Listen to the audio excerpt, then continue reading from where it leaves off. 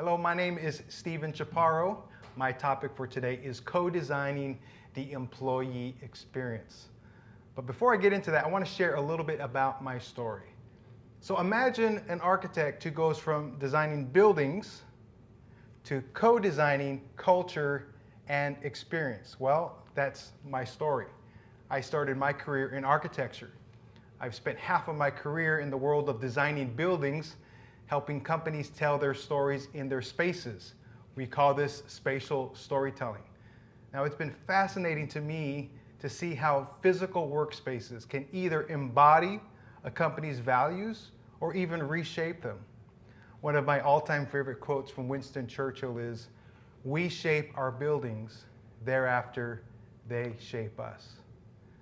But I soon realized that many companies have a hard time determining their organizational values or defining what their culture will look like. So I decided to go from designing buildings for organizations to helping companies co-design their culture.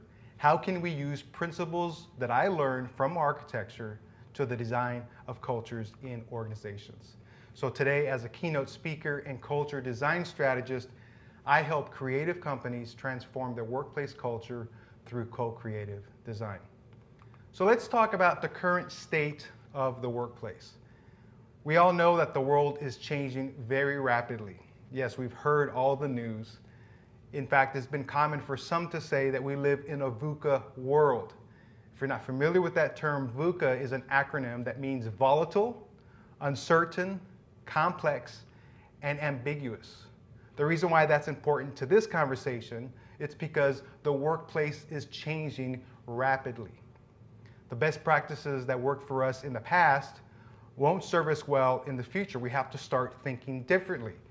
I love the words of Marshall Goldsmith, who said, "What got you here won't get you there." Now, I know we've all heard the employee engagement statistics. Gallup's research tells us that 67% of all US employees are what? Disengaged. Now, while this number has improved over the years, we have a long way to go. Another thing is that today's employees have a highly defined set of expectations that they have regarding their culture and their workplace. Now, much of these changing expectations come from the growing millennial generation in the workplace. This generation will no longer tolerate the hierarchical, top-down, command and control, siloed experiences that past generations have tolerated. They will no longer tolerate when there is a misalignment of their personal and their professional goals in their lives when it comes to their pursuit of purpose, meaning, and fulfillment. But let's imagine what it will look like to have a better employee experience. So what would it look like if the founder of a company went from being an architect of culture? Now, think of it in that way, an architect of culture to a facilitator of culture. When a company is young, the founder needs to be the architect of the company's culture. The founder is designing the culture for his or her employees, for the employees. But when a company matures, the founder needs to become a facilitator of the company's culture. And what I mean by that is they are now co-designing the culture with their employees, which is a totally different dynamic. So what if the employees were invited into the process of determining what the flesh and bones of their culture could, if not should, look like? Well, that's what we call co-designing the employee experience. That's what it looks like. A company goes from being this hierarchical, top-down, disengaged, and siloed company to being co-creative, responsive, agile, psychologically safe. It's a place where people want to expend their discretionary effort. So what if employees were to find alignment, that alignment between their personal and their professional lives at your company? This is where purpose is what they remember morning after morning after morning. This is what gets them up in the morning. Passion is what fuels them, not just through the good times, but through the tough days as well. Also, they have a strong and clear communication that directs their perspective and their mindset. Well, the question could then become, how do we accomplish this? My answer to you today is co-designing the employee experience. For me, when I think of how do you develop the employee experience, I almost think of it as a formula. Even though it is by no means formulaic, it is comprised of several components. It is HR plus human-centered design plus experience design. So when we talk about HR, it's about bringing back the word human into the conversation again. It's about valuing the whole person. When we talk about human-centered design, it is a process for developing and solving complex problems by beginning with the user at the center of our focus. In this case, the user is the employee. Again, it brings humanity back into design. It's all about people. It's all about being human. Now, experience design for me is a pretty fascinating topic, and I think that we could learn some lessons from what we have learned from the world of customer experience. One of my favorite quotes about customer experience comes from Brian Solis. He says this: customer experiences, or experiences in general, are essentially emotional reactions to moments. They can be measured by how people feel, sense, and respond at each touch point and in the totality of the customer journey. Customer experience is more than just any one thing, it's everything. Now, over 20 years ago in 1998, Joseph Pine and James Gilmore wrote a Harvard Business Review article entitled "Welcome to the Experience Economy." When they described what the experience economy is, it is an environment in which people are willing to pay a premium for staged experiences which are both memorable and personal. Now, even before this article was written 20 years ago, there was already a great example for us regarding the experience economy, and that comes in the form of Walt Disney's Disneyland, as we all think of the guest experience. However, we have learned that today people are no longer satisfied with just experiences that are memorable or personal. In fact, these types of experiences have become somewhat ubiquitous. Now they are looking for something that is transformational. This is something that some of us have called the transformation economy. Now, when people are exposed to a wonderful customer experience at some other retailer or company or brand, they start to expect that same type of experience elsewhere, even in their employee experience. So how might we apply design thinking to the employee experience? Well, I want to take a quote from one of my colleagues from Design Thinkers Group, Robert Bloom. He said, "Employee experience encapsulates what people encounter, observe, and feel over the course of their employee journey at an organization. Designing an improved employee experience involves 1, defining key staff journey elements, and then identifying the complementary structures that will support those preferred outcomes." At the end of the day, it's all about empathy. It's about putting yourself in your employee's shoes, and by not assuming that you know what they need or what they want.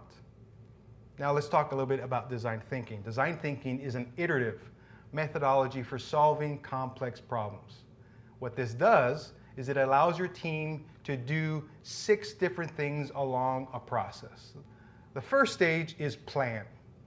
This is where you frame your organizational challenges and you determine who are the people that need to be involved in solving these challenges. This is also where you develop a roadmap for your employee experience playbook. The second stage is empathize. This is where you perform research. This is where you get to know more about your employees, you get to learn about their challenges, about their needs and their desires through surveys, you have conversations, you have people analytics. This is both a quantitative and a qualitative process. The next stage is reframe. Now that you've done all of this research, you know about the insights, you know about your employees, maybe you've established different personas. Based on all of this new knowledge about your employees, you can now reframe the challenges in a new way, basing them as opportunities. The next stage is ideate, and this is where a lot of fun comes in because you are bringing in your employees, people who are on the front line, the subject matter experts of your culture, and you develop strategies and solutions that can solve your organizational problems. The next stage is prototype, and this is where, along with your employees, you've identified the problems, you've come up with opportunities, you've come up with strategies and some solutions, and this is where you can create minimally viable solutions before you proceed to final development. What this does is it lowers your risk because you're trying new things at a low fidelity level. The last stage is testing. Now this is where you take your solutions, you present them to your key stakeholders throughout the company, and you ask them, and they start to give you feedback about how well it's going. Now here's the other thing to think about. This process is not linear. It's not just one step, go to the second, third, fourth, and fifth, and sixth, and then you're done. Many times what might happen is you might go through the first 3 stages, you gain some insights, and you go back to stage 1. So it's very iterative or circular, which is a new way of thinking for a lot of people. Now here are some benefits of design thinking. You're bringing in all of your employees to help you co-create not only your understanding, but also come up with some ideas together. You're giving them a real voice because in fact, your employees are the real subject matter experts of your company's culture.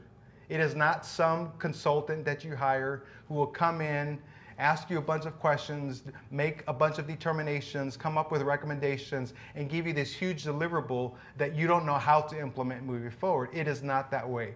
Your true subject matter experts are the people who are on the front lines of your company, your employees. And when you give them this opportunity, there's going to be higher engagement throughout the company. So what I want to do right now is I want to share with you 2 tools that can be used during the Empathize phase of co-designing the employee experience. Now, in the Empathize phase is after the plan stage. Remember, in the plan stage, you have framed the challenge, you've determined who the stakeholders are that need to be involved, and you developed a roadmap for your initiative. So in the Empathize phase, the 2 tools are 1, it's an employee persona, and 2, it is an employee journey map.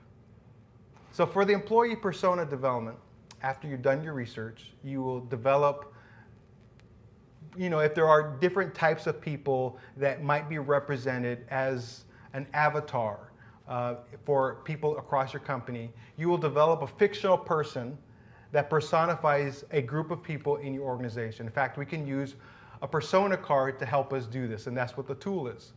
So the first thing you would do is you would establish a name. Let's say there is a name of one group of people that might be represented by a single person, and you come up with a name for that person. It might be Larry, it might be Susan, whatever the name is that you would want to designate for that particular persona. The second thing you would do is you would establish and write out a description. What type of persona is this? In fact, you would describe their personality, you would describe their values, and you could even describe their lifestyle.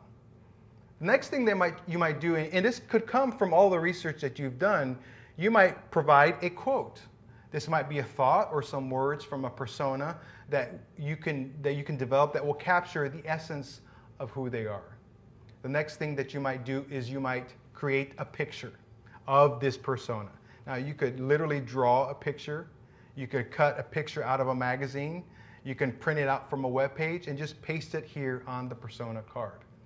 The next thing we want to do is establish who is this persona.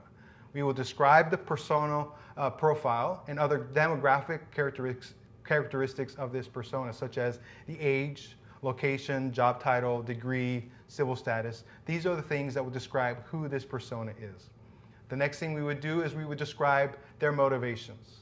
What motivates the persona? What are their latent needs? What are their desires when they come to the workplace? What is their point of view? And this is really important. The next thing that we would do is we would establish goals. What is the persona trying to accomplish by working at this company? The final thing that we would do is we would describe some of their behaviors. What do they do?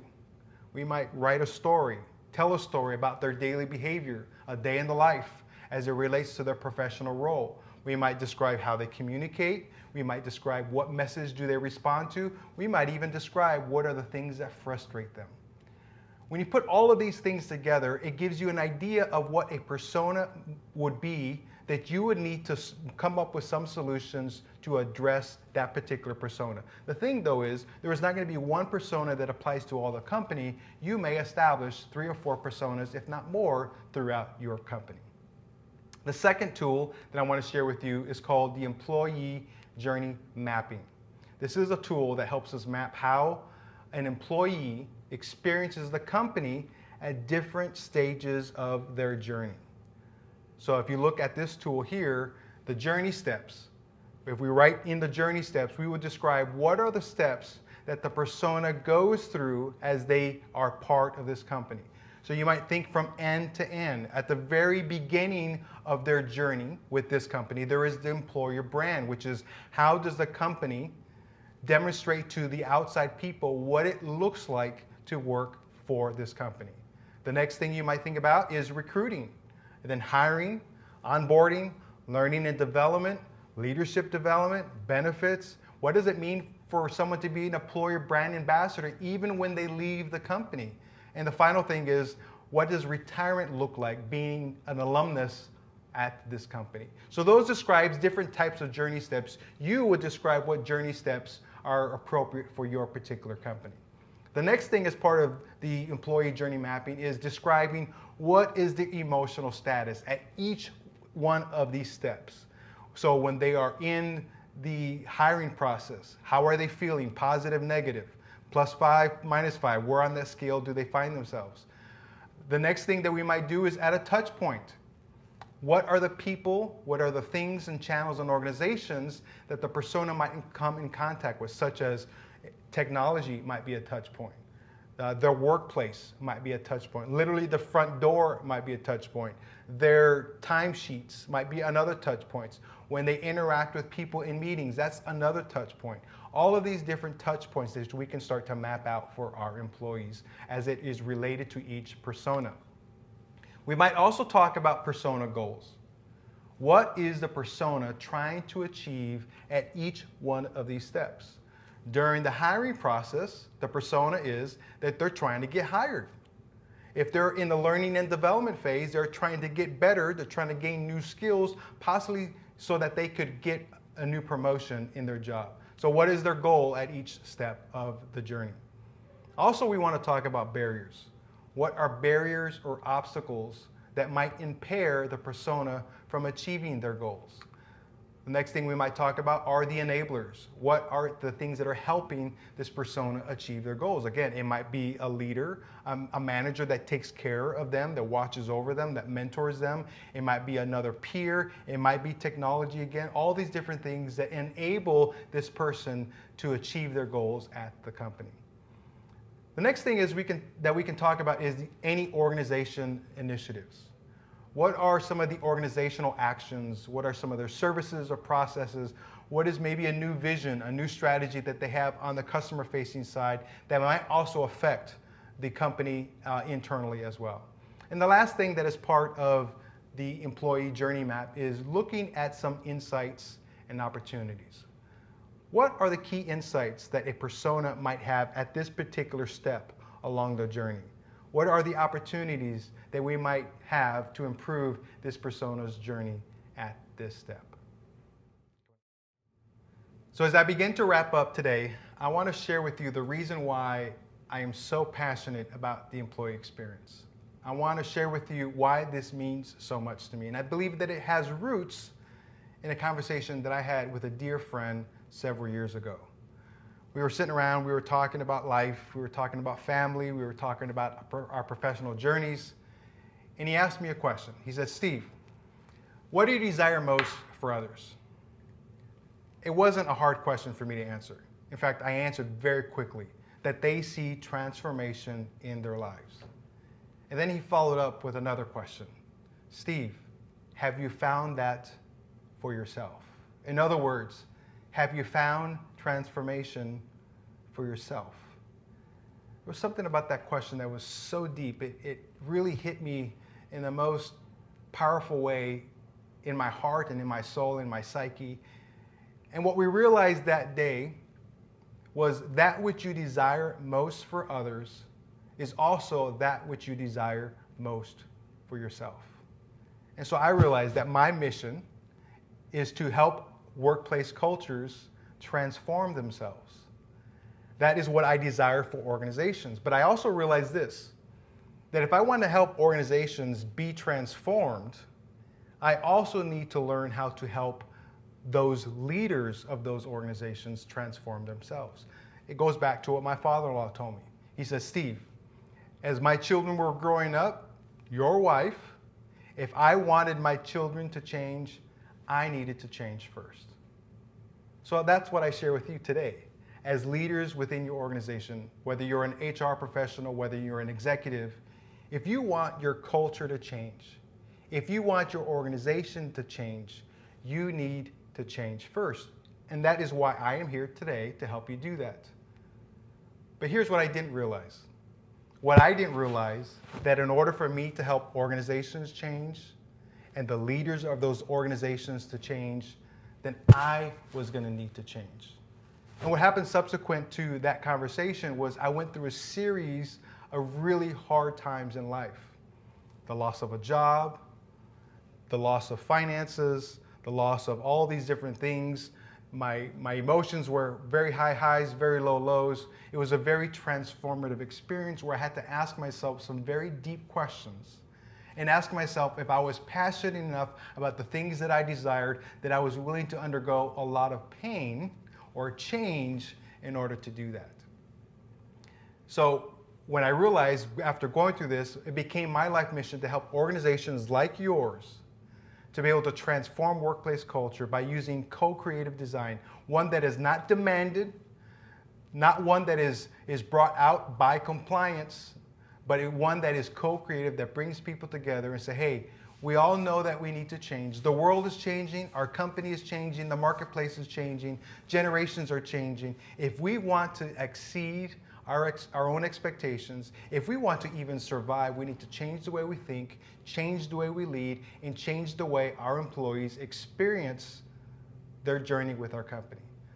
So this is what I wanted to share with you today. If you are interested in reaching out to me and staying in touch, you can either find me on LinkedIn, or you can find me at Stephen A. Chaparro on Twitter, or you can email me at hello@StephenAChaparro. Thank you.